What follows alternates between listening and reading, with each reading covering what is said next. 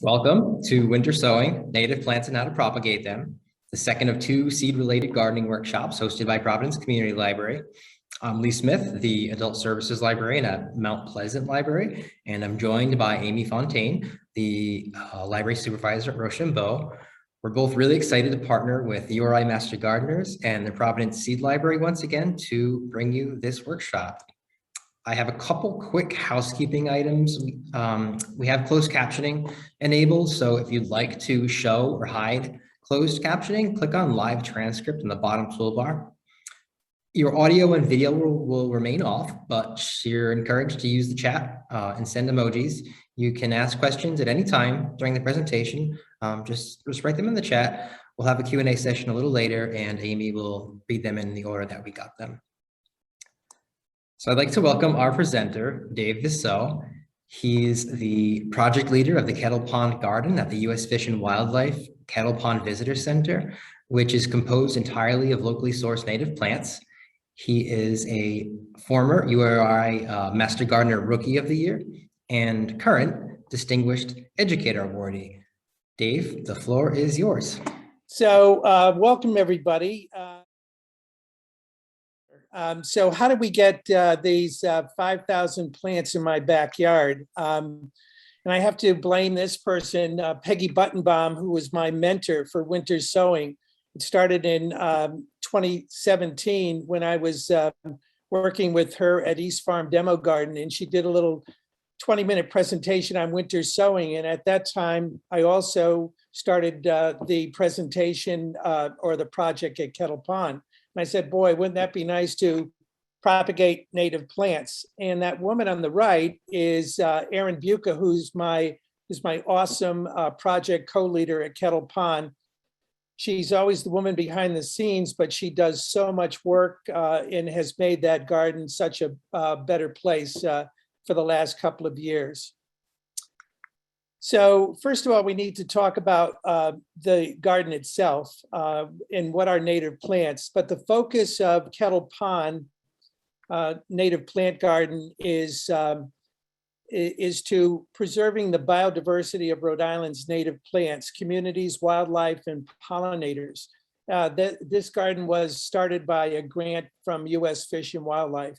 It's a beautiful garden. This picture was taken this year. And Doug Tallamy, who's a guru for biodiversity and native plants, in his latest book, Nature's Best Hope, it's really about restoring biodiversity one person at a time. So in other words, try to get some native plants in your own landscape. It's extremely important.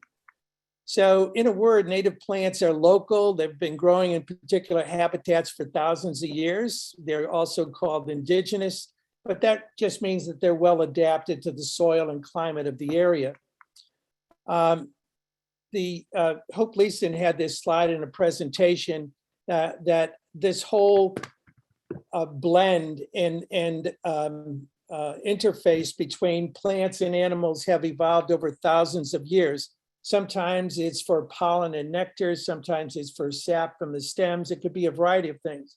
Most people are familiar with the monarch butterflies and how they eat milkweed. So in essence, we're all connected, all interconnected. Species, communities, all have the same value, life, and it's how we think about it. But the indigenous folks, the Narragansett, had a wonderful word for it. It's called Mosokotaash. It means we're all connected. And they had a nice little meeting where they viewed the garden a couple of years ago, and they talked about that interconnectedness in their life as it once was, where everything was considered connected. So this is where we started. There was a design in 2017. You'll notice that it's beautiful. There's some red, that's full sun. There's some light blue, that's stippled light, and dark blue or purple is shade. So the garden, people ask, the garden is about 70 feet wide, about 150 feet deep, long rather. That's the size of one of the gardens. We have several other gardens that we've built after that, but this was the primary garden in 2017. This is where we started. It was just a blank slate. Just, and you don't see it, it looks like just grass, but this is where the septic leach field is. So we had to do something other than dig down, we had to build up. But this is how it looks now.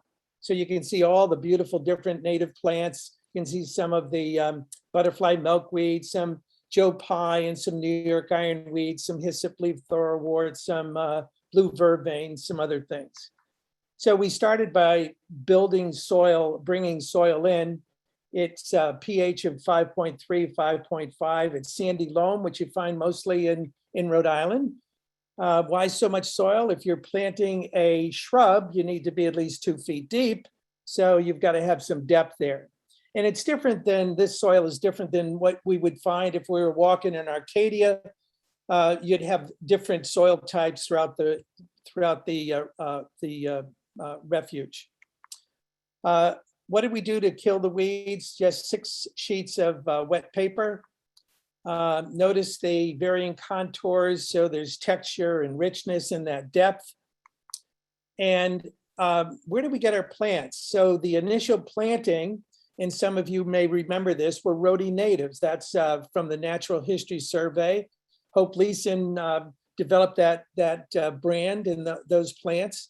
The other one we got, the other ones were from the Greenbelt Native Plant Center in Staten Island. It's Ecoregion 59. What does that mean? It means that it's very similar to the ecosystem we have in all of Rhode Island, coastal Long Island, most of Connecticut except for the northwest corner and parts of Massachusetts. So these plants are very adaptable to our region. So we continue to add plants. So from 2018 to 2021, many of the plants were from our own seeds, from our own plants that we produced from seed. Plants and shrubs also came from the Rhode Island Wild Plant Society, Blue Moon Nursery.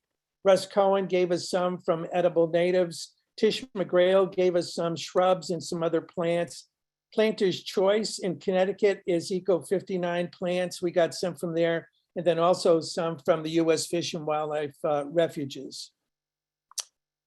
So when we're planting, there's kind of some rules if you want a nice native garden, related populations, not isolated individuals. And I tell this story, if I'm a bee, I really want a grouping of plants of the same species. I want swaths of color so that I can get all the nectar, all the pollen, everything I want in a broad area, not just going from one plant and trying to, where's that other plant? You want them all together. Stress is an asset. We've lost some plants, we've gained some plants. And there was a real challenge in 2020 when we had that August drought. Cover the ground densely by vertically layering plants. And the plus of that is that we have, once the garden is established, we have very few weeds. Make it attractive and legible. So when you see pictures of our garden, you'll see it's attractive. It's something that you may want to have in your own backyard or even front yard. Management, not maintenance. So we're working towards that. So it's not where you have to manage it every single moment. So here's the planting. Notice that we plant, we take the plugs, pretty much like what we produce. Notice how deep the plants are, the root system, it's probably about 3 or 4 inches deep. We plant them, dig a hole, make a soil well around it so that the water, if it rains, collects in there, and then plant densely. We planted most of these plants no less than 12 inches apart. So you get that dense planting. And then, did we get any pollinators to come? What came to our garden? So here's some visitors that we had. So here's the garden. Probably this was taken in late June of this year. So here's a little tall meadow rue with a bumblebee. And here's some mountain mint. Here's a sachem skipper with a butterfly milkweed, a sweat bee with some purple-headed sneezeweed. Beautiful plant, blue vervain, monarch, everybody knows that, with the Asclepias tuberosa or the butterfly milkweed. They lay their eggs on the underside of the leaf, and then they go through that whole process of growing different instars till they get to be a large caterpillar. Then they crawl up and form a pupa and emerge from that. So the sachem skipper, swamp milkweed, sweet pepper bush, very fragrant, wonderful. Some purple dome asters. And here is a heart-leaved aster. If you have a shady area, these do okay in a shady area. Most asters kind of like it's sunny and bright. Here's some hyssop leaf thoroughwort, beautiful plant, blooms in the late summer into the fall. Wonderful, beautiful plant, the northern blazing star, Liatris novo angli, and some bumblebees on it. It's a great pollinator. Licorice scented goldenrod, Solidago odora. Some seaside goldenrod, which is one of the later blooms of the goldenrods. And you'll see the monarchs feasting on that on the shoreline, because you see a lot of seaside goldenrod. It grows in very sandy soil or doesn't require a lot of nutrients. Some winterberry, some white wood asters. Here's a milkweed bug that started to devour our milkweed pods, but we took care of that by the praying mantis came in and started to dine on those, which was great. And once again, that's part of that symbiotic relationship. If you have something that is desirable to one insect, it might be they prey for another one. Aphids you've seen on milkweed pods and other things, they're not going to harm the plant. All you have to do is wash them off, or with your gloves, just pull it off. Here's just some color through the seasons. Here's some grasses here. This is probably late summer. You can see some of the goldenrods in the bottom. Next to the rocks, you see some purple love grass. And this is kind of midsummer where you see the mountain mint, some of the new emerging hyssop leaf thoroughwort and the butterfly milkweed. And structure through the garden, these are very attractive, the milkweed pods themselves, and the white around that is the hyssop leaf thoroughwort. And here is a spring bloom. This is lobelia spicata, or spiked lobelia. That blooms early summer, where most of your lobelias, the cardinalis and the syphilitica, bloom later in the summer. So we try to have blooms throughout the season to keep the pollinators interested in around. Here's some more mountain mint and some goldenrod there. This is the entrance plot. You can see some grasses, some gray goldenrod. You can see some New York ironweed and some purple love grass on the bottom. And I wanted to kind of walk you through a plot. And the plot is the first plot.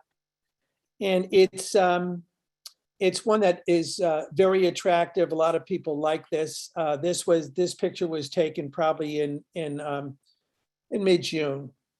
So it starts like this. This is in the winter of 2020. You can see the grasses. You can see some tufts of dried grasses. And we don't cut the grass at this particular time because we want it for the nesting insects. So you start to see some green coming up in April. That's some of the eastern blue-eyed grass coming up. And then this is followed in May. You start to see some other greenery. That's some of the early butterfly milkweed starting to pop up. Here in June, more of that. And some of the mountain mint is coming up. Now, we could not get into the garden. That's why the grasses are still there. But once we were allowed to go in after following the COVID protocols, we were able to go in and cut that grass back. So that's some of the eastern blue-eyed grass that comes out early. And here we are in July, late June, early July, and you can see the mountain mint and the butterfly milkweed. You can hear the buzzing around. I'm just gonna, no pun intended, buzz through this.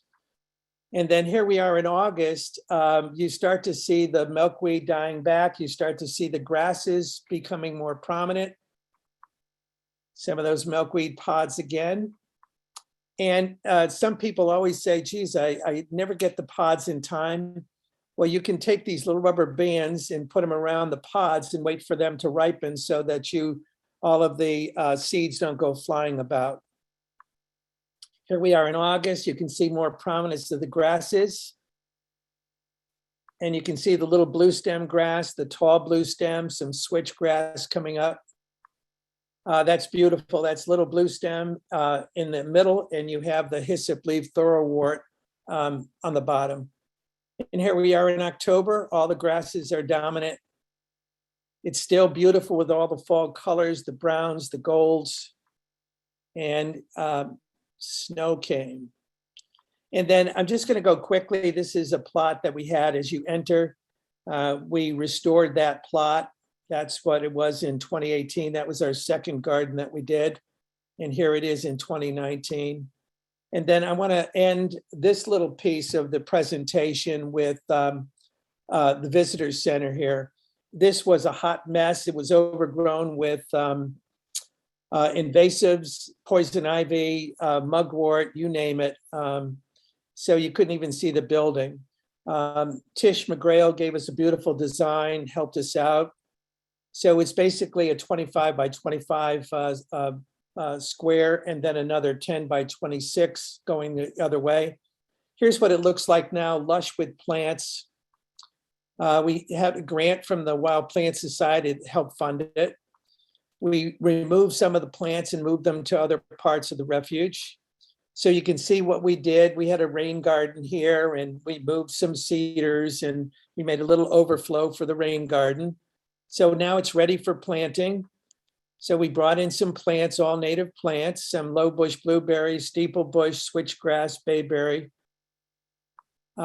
We rebuilt the stone wall or the stone path, added more plants, butterfly milkweed, pale spike lobelia, purple love grass, eastern blue-eyed grass, cardinal flowers. In the rain garden, you want plants that can handle wet feet as well as dry conditions. Here we are planting to the left of the stone path. And here we are almost finished with that planting. And then we added pine needles to match the another big center area. And we wanted to keep weeds down with those pine needles. And we had an abundance of them. And then here's what it looks like now. You can see it a year later.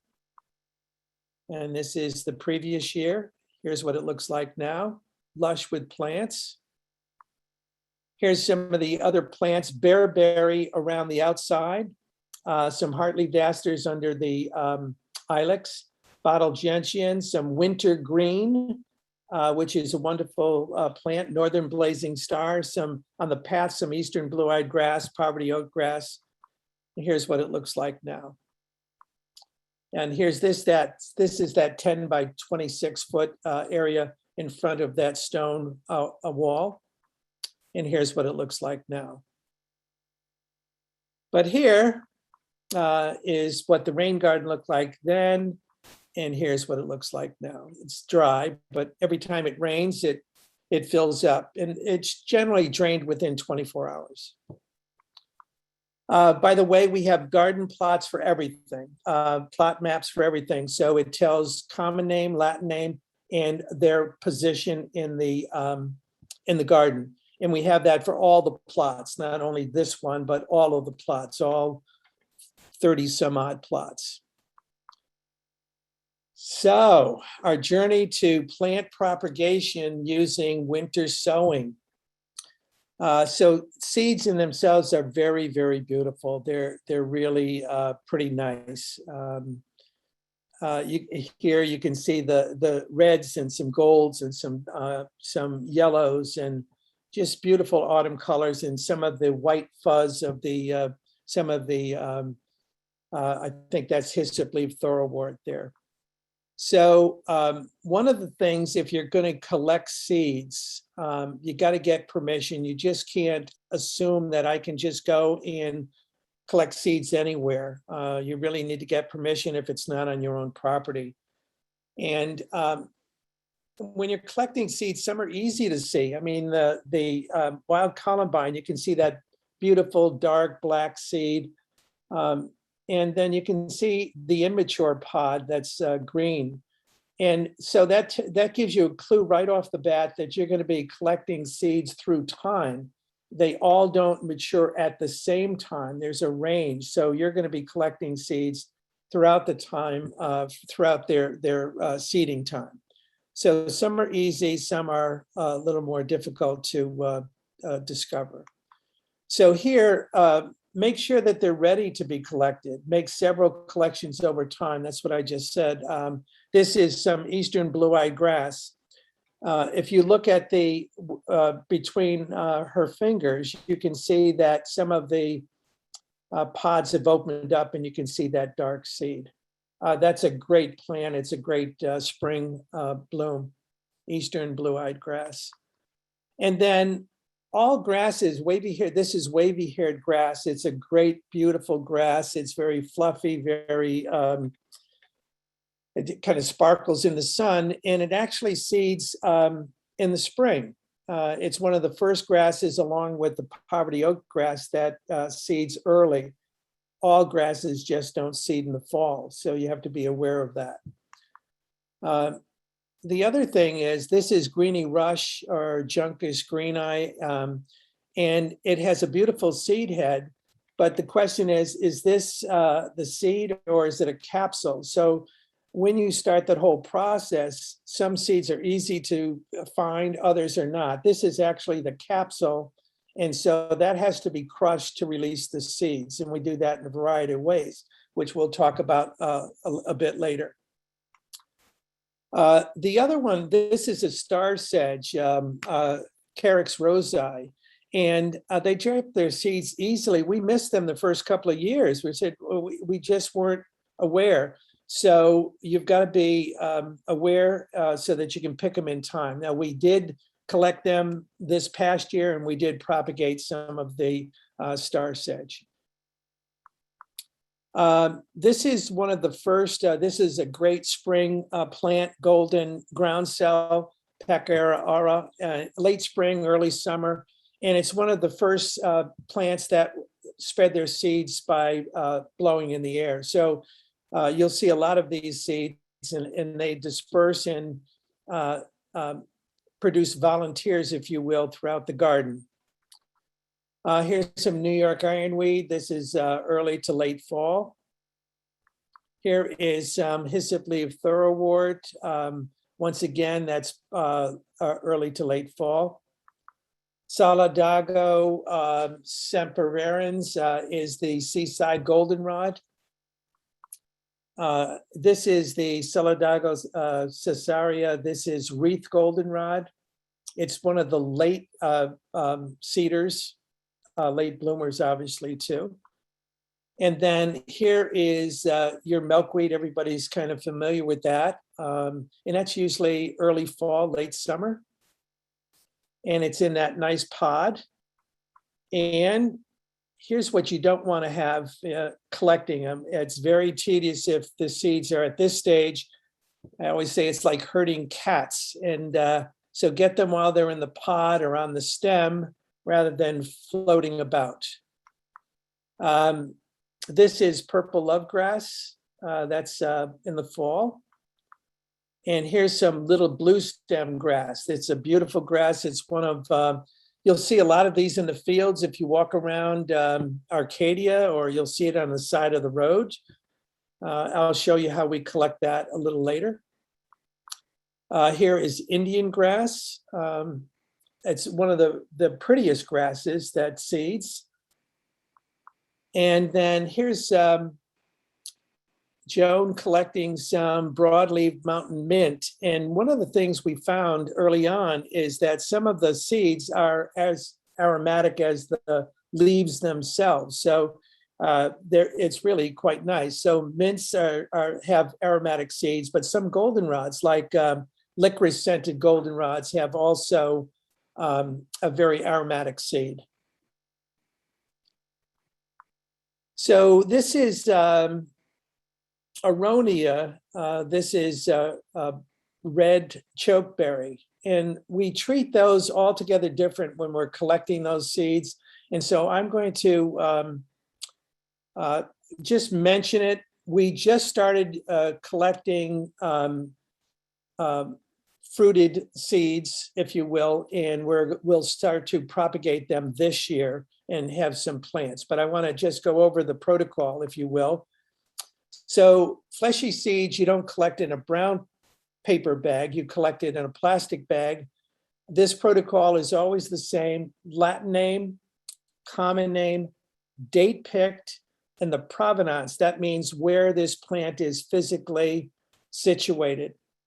So the process is you remove the fleshy part by soaking, you wash, clean, and dry the seeds, and you store the seeds in either glass or glass jar or a labeled envelope or brown paper. But if you're going to keep it in paper, you're going to make sure it's in a area where it is not very high humidity. So it's got to be dry.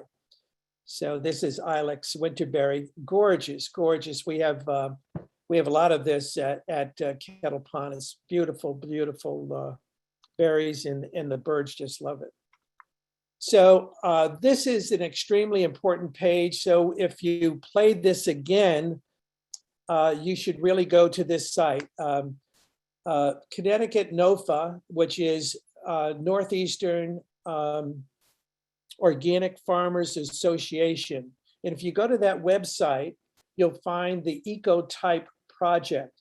And it really is all about seed restoration and collection of, so that we form locally sourced seeds and locally grown plants. And this is done in conjunction with organic farmers, but they have developed some wonderful resources for the farmers. And it's also a great resource for people that are just starting collecting seeds. So it's general seed protocols, saving protocols, general growing protocols, and then some. They have 13 species now, but they're going to add to that list. It's very, very important. And it's just something that there's a group of us that really want to get this whole Ecotype 59 project going in Rhode Island, so we have a good source of locally grown seeds and plants. So as you note here, this kind of reviews what I've talked about earlier. When plants finish blooming, begin monitoring the seed for ripeness. Immature seeds are white or green and may germinate poorly. Look for the darker colored seeds. Mature seeds usually release easily. That's a good point. Ideal time to collect plants just before the pods open or dispersal begins. Multiple collections because they ripen at different rates.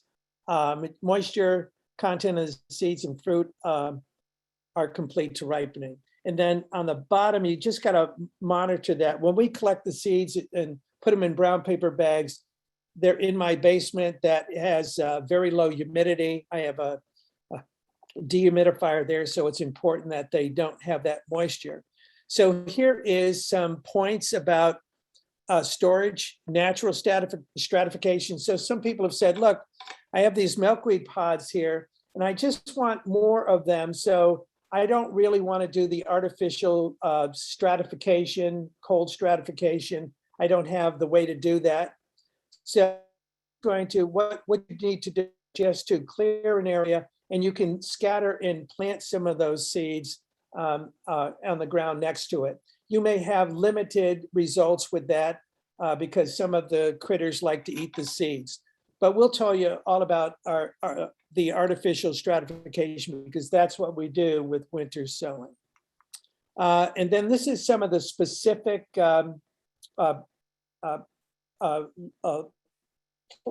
protocols. This one is for the Lobelia cardinalis. So it gives you something about the plants itself, but what's more important is they talk about what the seed stratification needs, when they will grow from beginning to end. And if you look at this little box on the bottom, that is a 1/4 inch square. So that tells you these seeds are very, very small. So that's an important point. And here's another one for New York ironweed.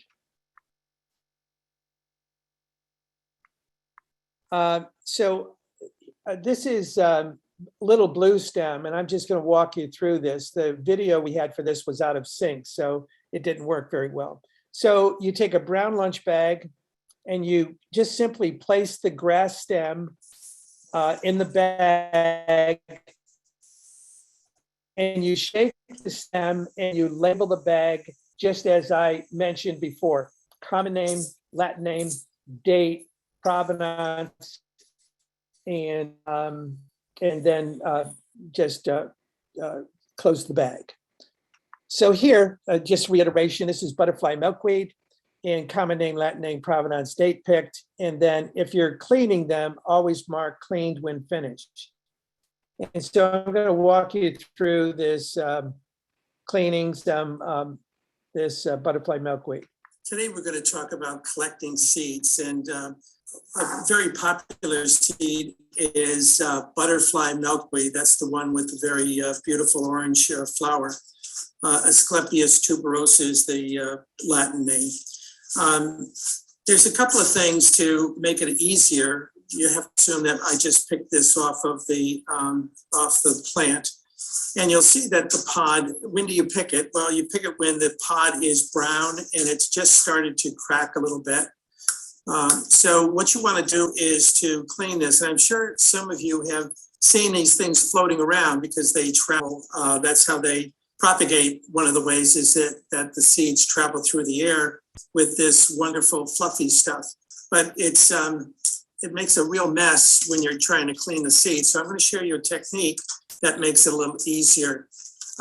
But before I do that, when we collect the seeds, we always do the date. Today is 11, 16, 20. And we do the common name, which is butterfly milkweed. And we put the Latin name was Asclepias tuberosa.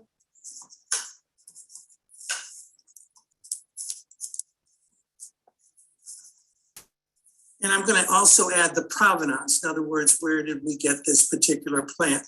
In our garden, some of the plants come from West Greenwich, some come from East Greenwich, some come from West Lake. This particular one comes from Charlestown. And you notice that we're just using a brown lunch bag here. So when we're collecting dry seeds, it's always a brown lunch bag or something like that. So I'm going to try to collect the seeds. So you want to catch it before they're flying all over the place. So what you want to do is carefully take it out of the pod, like so. And you'll notice that you have a lot of them already attached. So you want to grab the end of it, like so, and then take all of the white fluff and pull it gently and put it aside. And do that again. So you have most of the fluffy stuff over here, and you're left with all of the seeds. So that makes it a lot easier. You can do this also with common milkweed. You can do it with swamp milkweed, which is the Asclepias incarnata, which is the swamp milkweed. So I'm then going to take these seeds like so, put them in the bag.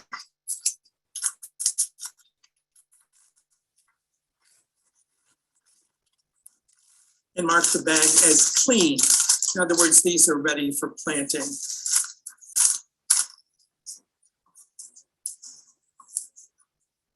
And then now, in a later video, we'll talk about how we do the winter sowing.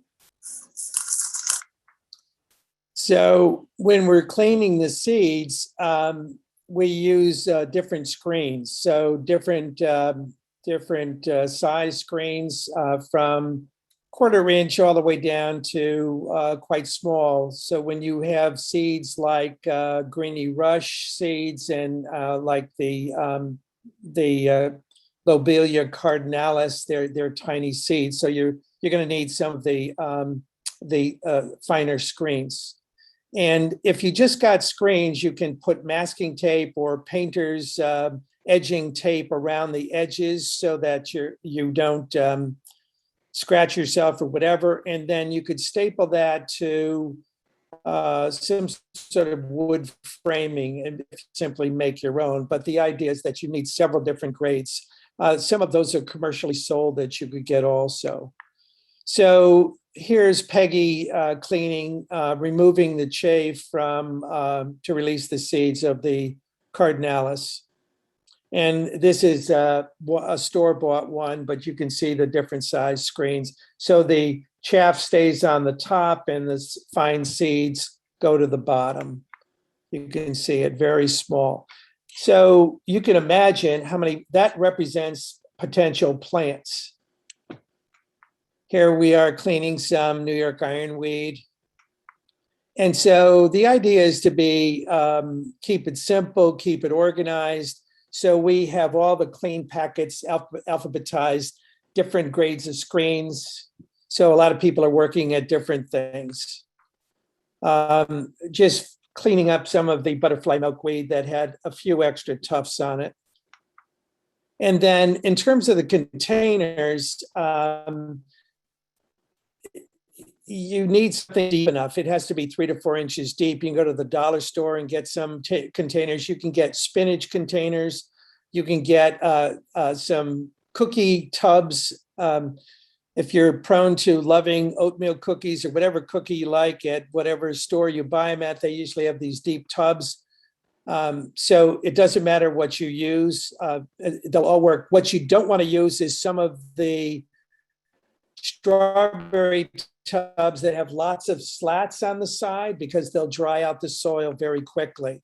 So the idea is 3 to 4 inches of soil, and then also plug trays. If you have that, you may get those from, if you bought plants, you may have a supply of those where you bought a large number of plants and they were in a plug tray, plastic tubs. I'm not going to walk you through this. It's just a matter of using a soldering iron to melt holes in the bottom.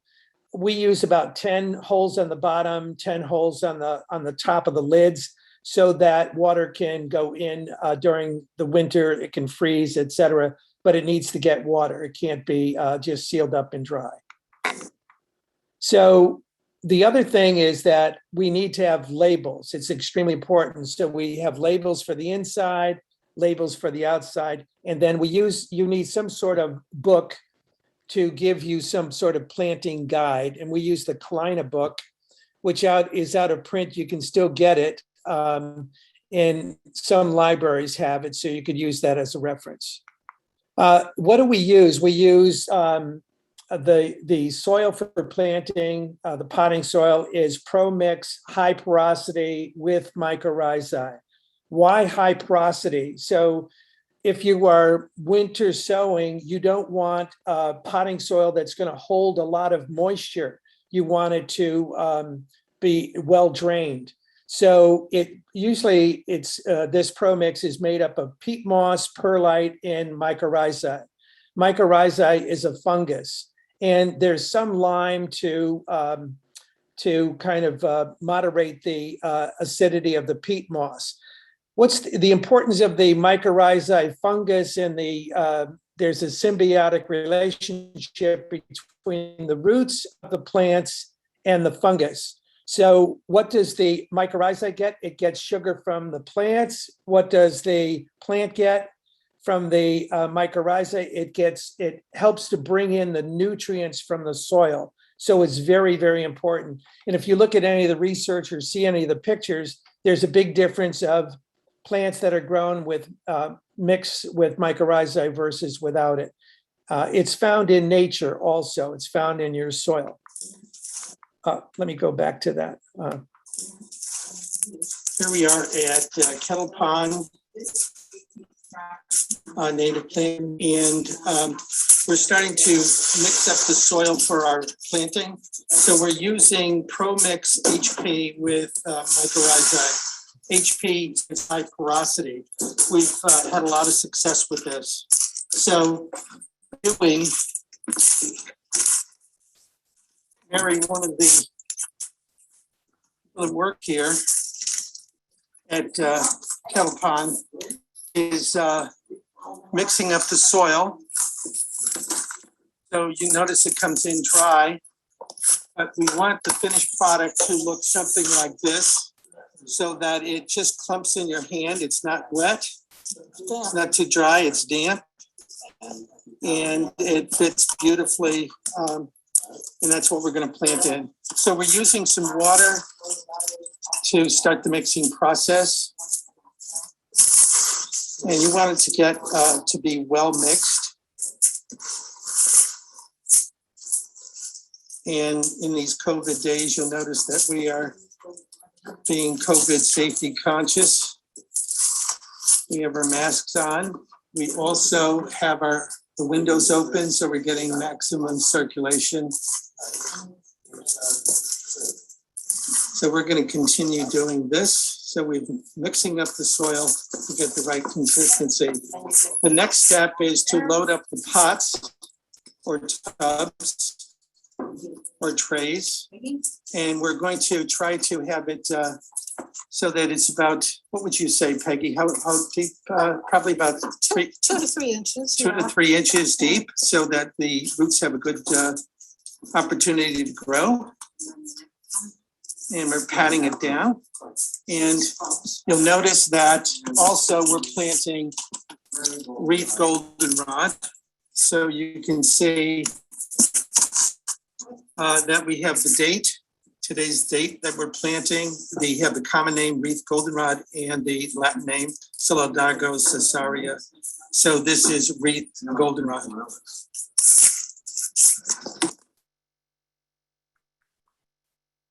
So the other thing is we need some information when it becomes, how do we plant these seeds? Do we plant them on the surface? Do we blow the surface? How deep?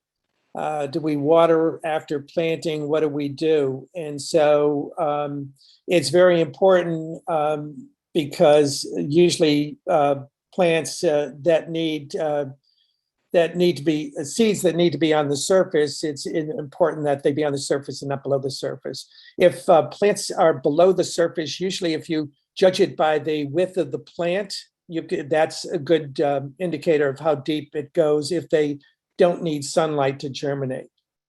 What we're doing to make sure we get the right germination is we're using the William Kalina book on wildflowers. And in the back of the book, it has a detail on what the plant requirements are for propagation. So Erin, could you tell us what the requirements are?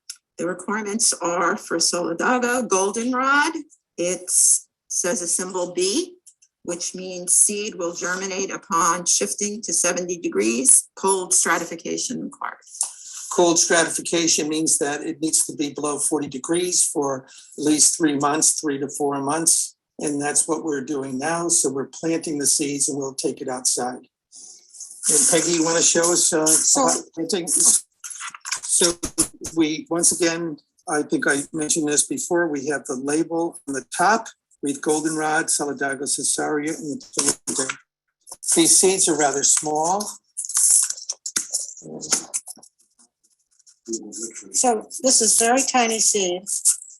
And the instructions say that it does not need light to germinate. So that means it needs to be lightly covered. But because the seeds are so tiny, we're going to scatter them very, almost like you're sprinkling sugar. It's just sprinkling them across the top, spreading them out.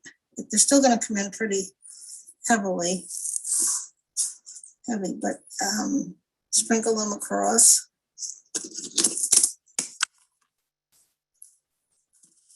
Okay, and then I'm going to get some soil. seeds back.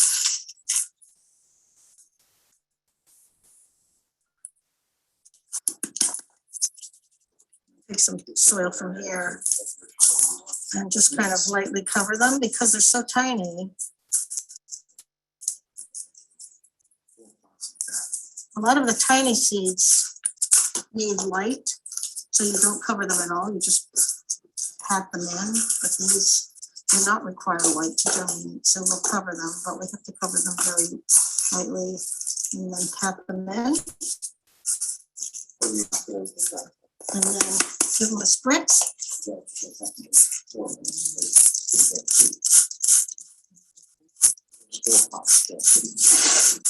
Just to make sure that they're all watered in.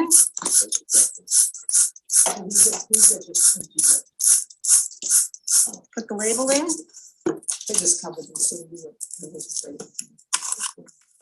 So there's a label on the inside and a label on the outside. And we're done.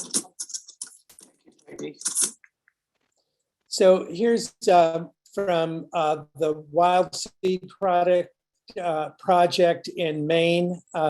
So it's just good general information. So if you come back to this presentation, you can take a closer look at that. So planting seeds on the surface needs light for germination. So after everything is done, you'll notice that when we have a plug tray, we put some hardware screen over it. That's so that the critters don't dig into that soil. It's just keeps them away during the winter. And you'll notice you have a variety of tubs there. So there it is on my back deck. And there it is in the winter. Here's some in Aaron's backyard last winter, just out in the elements, you know, rains, freeze, thaw. Here it is late winter. You start to get some of that warm weather, and close to the house, you can see where some of those are, the snow is melting a little faster. Here's the little seedlings. This is a very critical time. So you're gonna have hot moments, hot days, and you just have to be careful and really watch those seedlings. They can dry out very, very quickly. So they require a little more attention at this phase. Then we're gonna repot. This is the time that you add fertilizer, the nutrients, okay? So we use Coast of Maine potting soil, Coast of Maine lobster compost, some more of the Pro Mix, and a little fertilizer. Labels for every pot if it's an individual pot. And the arrow, you really can't see this, but you're gonna have long, thin roots, almost like threads. So you just gotta be very careful. They're very delicate. So you wanna make sure that you get all of those 3 inches of roots and plant, you know, make deep wells in your pot so that you can gently place that plant in there. Mixing tubs, I just went to Home Depot and got one of these small cement tubs, new pots. We just use plastic knives or handle of a plastic spoon to get that vertical mark for the roots so that you get that long root. And then water heavily after repotting.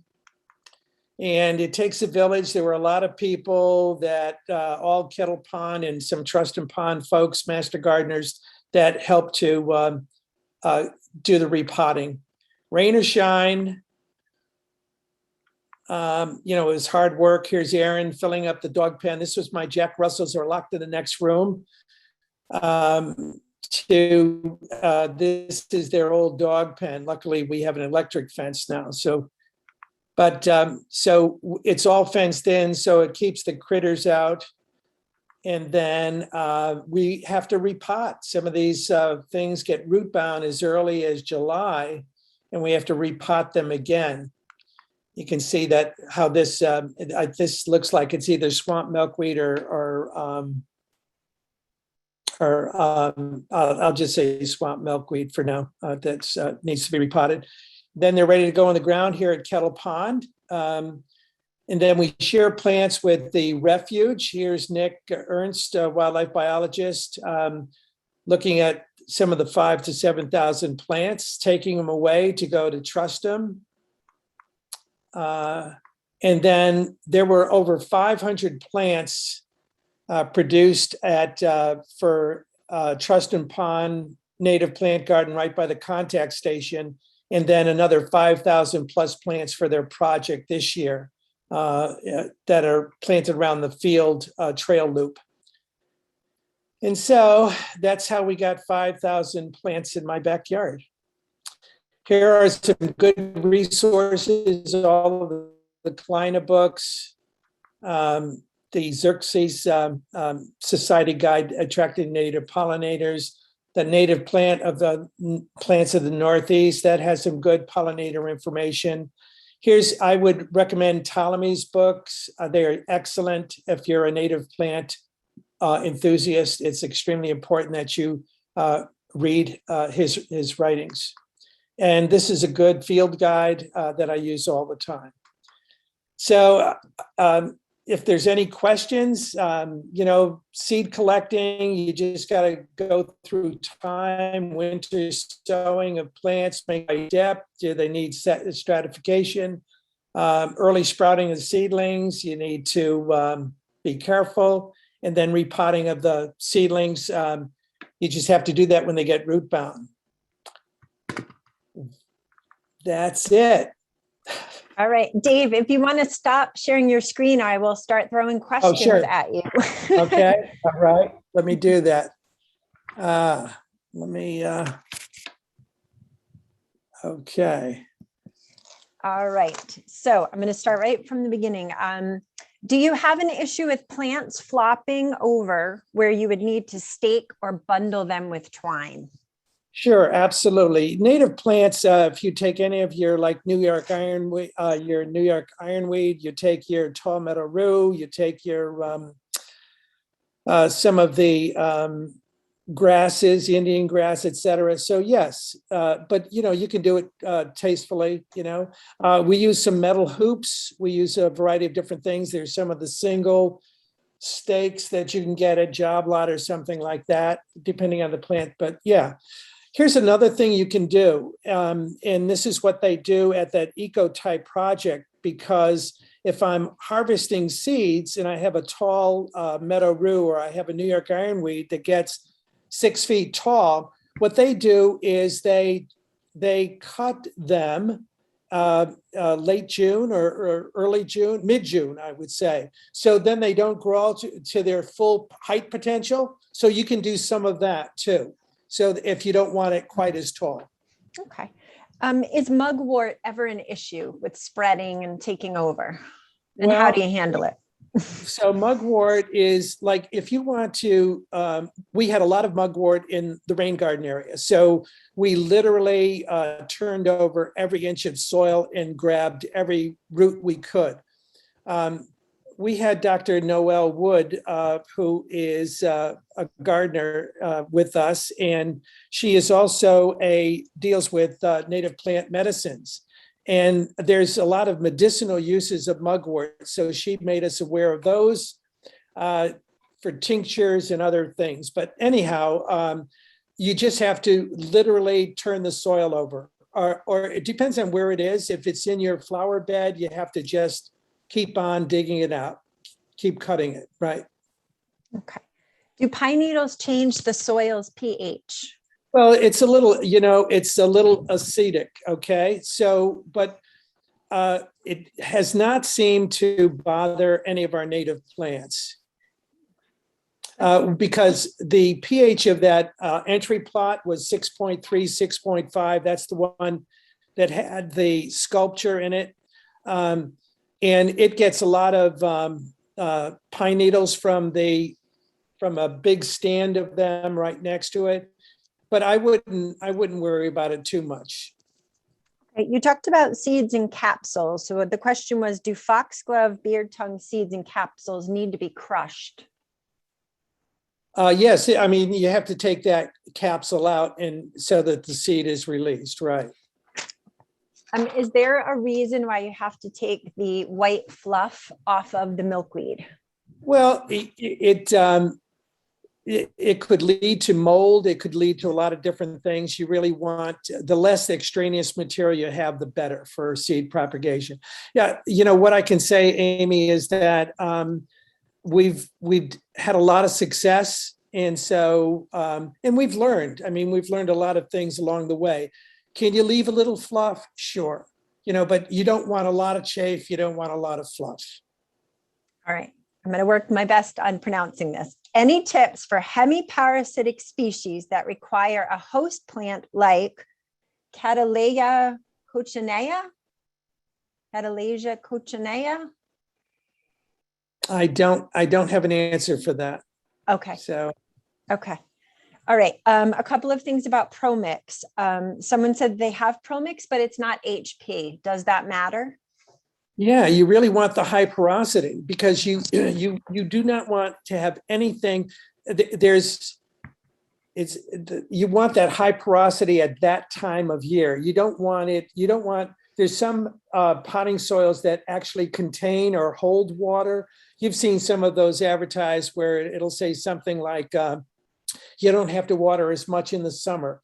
That's not the kind of potting soil you want for winter sowing. You want it light. You want it so that it drains well, so that you have good room for roots to grow. You don't want it heavily compacted. Okay. And where can you buy ProMix HP? Well, you can buy a lot of either HP. I guess we're not supposed to give plugs, but you get HP like material at Agways. I happen to get that ProMix. The Master Gardeners gets it. It's part of our budgeting. So I don't know where they get it, if it's Johnny's or wherever. But also there's Growing Crazy in the Hope Valley area, Wyoming, that also sells it. Okay. What about for those of us in Rhode Island, earth care soil? Oh, yeah, that's great. That's a very rich soil, but once again, it depends on, that would be great for mixing it with your garden. But, native plants kind of like barren soil, not really in rich soil. The only reason why we add some fertilizer in the beginning is just to give it a kickstart to get more root growth in the very beginning. Then we don't fertilize ever after that. I'll give you a couple of examples where we had the Novo Angli, the Liatris, the Northern Blazing Star. So we followed and had a richer potting soil, right, when we repotted. And it was just struggling. It really we repotted it again with poor soil, with less enrichments. It really likes less fertilizer. And, that's something we learned over time. Okay. So why plant seeds in buckets and not directly into pots to avoid having to transplant? Say that again, please. Why do you plant seeds in buckets and not directly into the pots to avoid that, that careful transplanting that needs to happen? So the reason that you mean why we plant it in the pots? Well, because they're going to go to a variety of different places and so forth. So we don't want to necessarily plant them in the ground. Some things, like the first couple of years, we could put them right away into the ground. But once again, when you have those little seedlings, they're not mature enough. Okay. They really can't, they would dry out rather quickly. Okay. So that's the reason why you can't go straight from the bucket to the ground. Right. Okay. And how do you know when the plants are ready for repotting? Is it just checking on them? We check. Well, yeah, we check on them. I water heavily throughout the summer months, and it depends on what's happening weather-wise.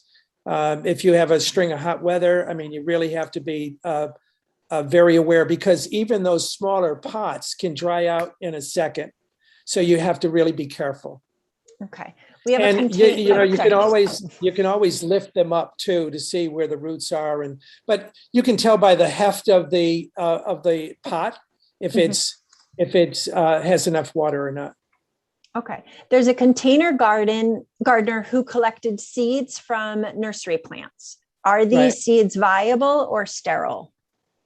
Well, it depends on what kind of plant it is. I mean, is it, was it done through cuttings? Was it, produced sexually through through propagation by insects, with pollen transfer, et cetera, or was it done by a cutting? And so I don't know. So you really want, the most viable are ones that are done, through regular propagation.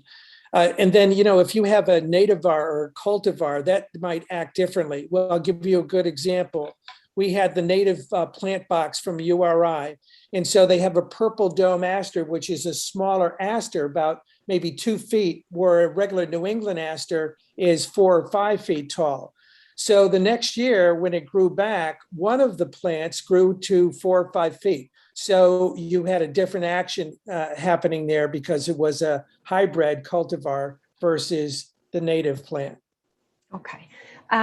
For someone who wants to take a minimalist approach, what are the best plants to collect the seeds and just toss them where you'd like them to grow? So there's a lot of a lot of the ones that you can't go wrong with the mints, mountain mint. You can't go wrong with Joe Pye weed, the butterfly milkweed, New York ironweed. All of those propagate pretty easy. The goldenrods, wreath goldenrod, boy.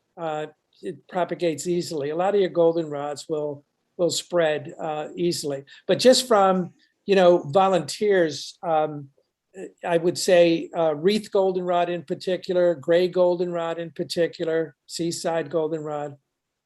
Yeah, and just for those of you that may not know what volunteers means, that's when the plants are right. in your ground and they give you a little gift.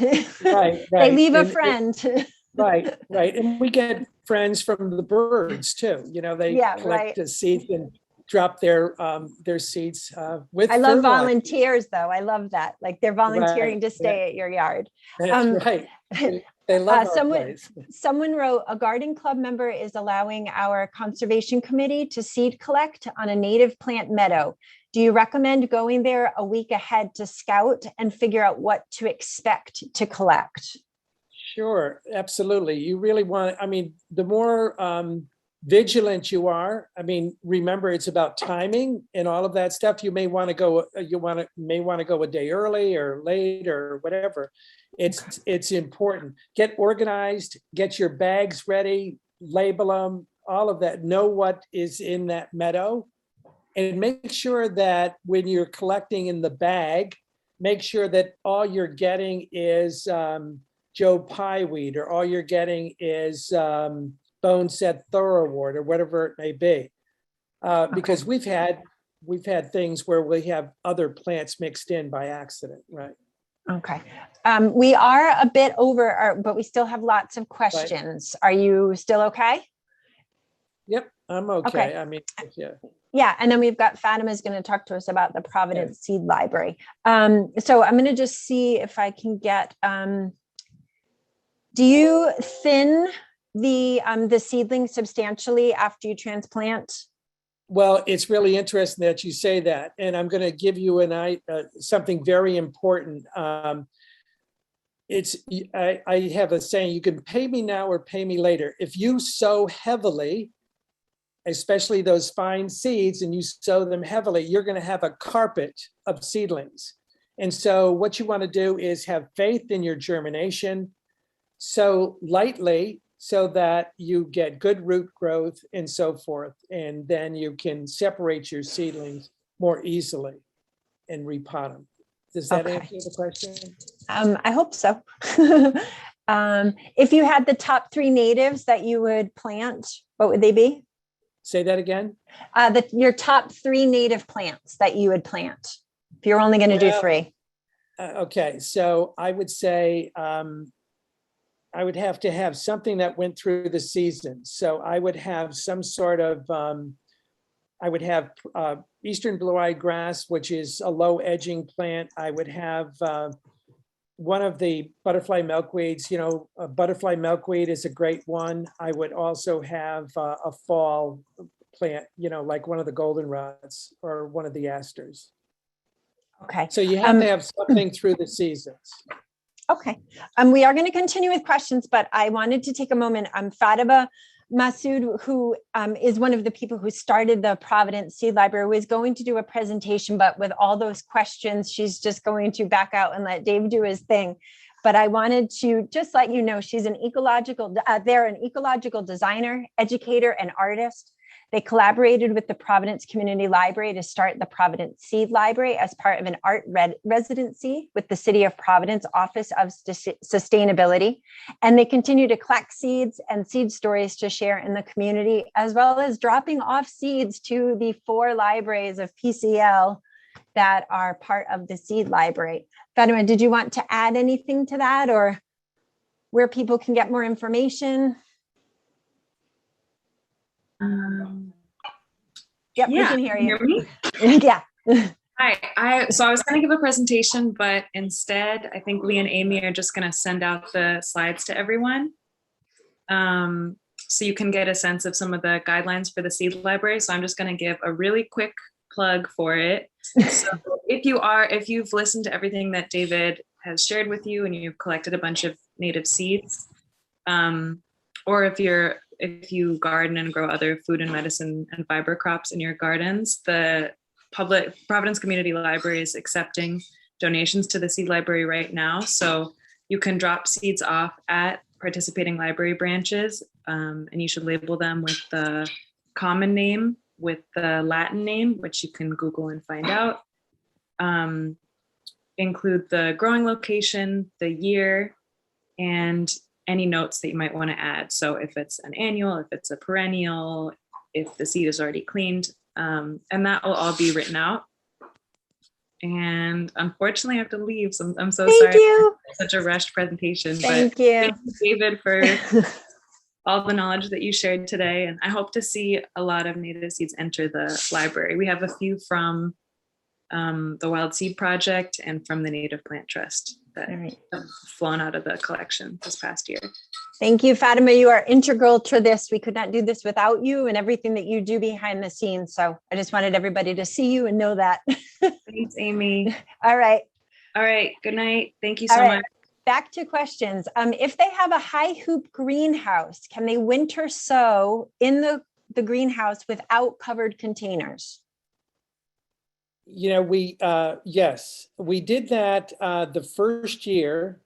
We worked with Hope Leeson and the greenhouse there. But if you don't cover the containers, then you're going to have to watch the watering and so forth, because things can dry out a little bit at certain times. So we did do that. It was a greenhouse, but it wasn't heated. It was a cold frame, but higher, right? So you can do that, but you just have to watch it, especially when you start to get those spring days. Things can dry out rapidly. Any experience in growing Indian paintbrush from seed? None. Okay. I tell people I can walk on water because I know where the rocks are, and I know what I know and I know what I don't know. Okay.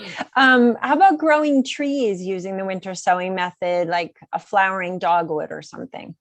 We have ilex, the winter berry, and I know that we've had volunteers of that,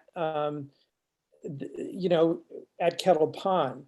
That's a longer process, but we have not done that, but we have an opportunity to do that. There's some things like winter, like bearberry, which is actually a shrub. It's the one that is edging around the rain garden, and it produces berries.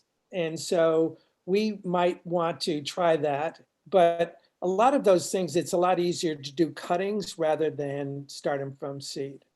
Okay. Are you ever tempted to start some plants indoors to give them a head start so they are bigger and can be planted outside sooner? So, well, once again, my wife won't let me do that because after I had the worm composting in the living room, she said, no more plants in the house. But anyhow, Oh, no. no, but basically, some people have done that. You just have to be careful, right? Sometimes if you don't have the right light, the right spot, it gets a little leggy and all of that stuff, just like your vegetables. Okay. And when do you start your winter sowing of natives? So we'll start right now. We've collected seeds through the season. They're stored in my basement, basically 60 degrees, all, no low humidity. And so we will start the cleaning process actually this next week or the week after, and then we'll start sowing right away. And we will work with the Master Gardeners to do that along with Kettle Pond, U.S. Fish and Wildlife. Okay. The book that I believe Erin was looking at, the plant propagation index at the end, that was the William Kulina. Right. Yeah. Okay. It's a great book. It's out of stock. I went to Amazon today. I got mine for $30. I lucked out. You can try eBay. I mean, they range ridiculous prices. See if you got a friend that you can Xerox pages or copy them. It's out of print, but I've seen it as high as $200, as little as $70. But there's other good sources, like the Eco Project. That's excellent information, the Ecotype Project. Okay, I'm going to just take a seed library question just because I'm going in order. So the Sure. seed library, we store the seeds in small bags. They're almost like a wax paper bag. And you can shoot us an email and we can hook you up with Fatema, and they can give you all the information about where they get those bags, but they're not in a fridge, just at room temp. We have them out in the library on display for borrowing. You take them, you don't bring them back unless you're donating the saved seeds, but it's Mount Pleasant, Knight Memorial, Washington Park, and my library, Rochambeau. I think. Is there a book or a website that helps you identify young spring plants that are growing so you don't pull them out thinking they're weeds? Oh, that's an excellent question. You know what, the only time you have to be careful, we plant densely. So like, especially that plot that I showed you, plot 1, with that had all that beautiful butterfly milkweed and everything. You have to be really careful. So what we do is we err on letting it grow a little bit more until we can be sure of the identification. Because I've had some master gardeners that have said, oh my gosh, I got a little aggressive in the spring and I tore up and pulled out some of my favorite plants that I just wanted it clean and it got too clean. That's the worst. I'm seeing in the messages before Fatema left, they said they do have one fridge, but most storage is room temp. Any questions about anything to do with the seed library can be sent to hello@provseedlib.com. And then I think we're almost at the end. Where this person lives, it rarely freezes. They have a greenhouse that is not heated. Should they keep their soil moist in the raised beds during the winter? Is that an appropriate location to winter sow? I haven't done it in that location. I can't speak to that. Okay. So I'm not going to. Okay. I don't say what I don't know. That's a good plan. Are there any more questions? I think we're at the end of the questions in the chat. Oh, I'm sorry, I did miss this one. Have you ever used milk jugs to winter sow? Yeah, you can do that. Yeah, there's all kinds of, some people will kind of cut them in half and keep the cap on and work it that way. Sure. I mean, that's another viable method, but you still have to make sure you have holes in the bottom. What you don't want is sitting water, Right. All right, Dave, thank you so much. You're welcome. People are so complimentary in the chat. I can't read them all to you, but you'll be able to, I think, you'll know, we were all very, very Yeah. impressed and so thankful and grateful for this presentation. Thank you. You know, and I think the key is they can go back. There's a lot on the slides, so they can go back and drill down. So, Mhm. all Yeah. right. All Thanks right, so thank much. you. Thank you, everybody. Bye. Thank you.